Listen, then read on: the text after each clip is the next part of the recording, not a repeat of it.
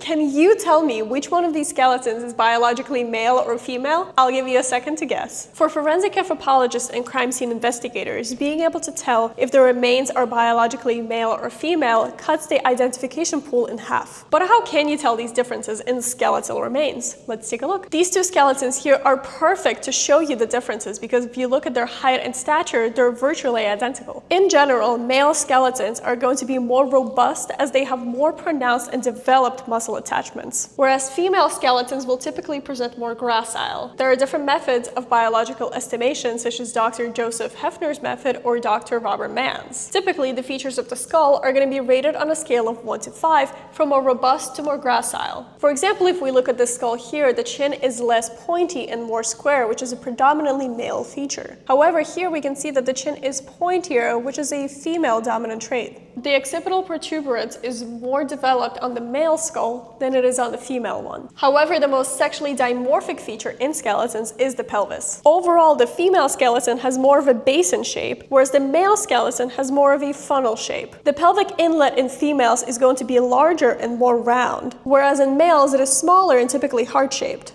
This is to allow for childbirth, as the baby can easily pass through a larger birth canal. Morphologically, biological male skeletons are not designed to allow for childbirth. To help you better visualize, you can see that I can barely fit my fist in here and I can't really move it around. But in the female skeleton, I have plenty of room. Just like the pelvic outlet, the pelvic inlet is also going to be much smaller in males. Just look at the size difference with the female skeleton here. The subpubic angle where the two pelvic bones meet is typically smaller in males, under 90 degrees. And in females, it's typically over 100 degrees. The greater sciatic notch is also more narrow and deeper in males, and wider and shallower in females. The greater sciatic notch is actually one of the most reliable indicators of biological sex. These are just some of the few of the many morphological differences between biologically male and female skeletons. It is our goal here at the Bone Museum to make the study of osteology more accessible to everyone, and we hope that you learned something new from this video today. And if you still hadn't figured it out yet, this is a skeleton that is presumed to be biologically female and this one biologically male.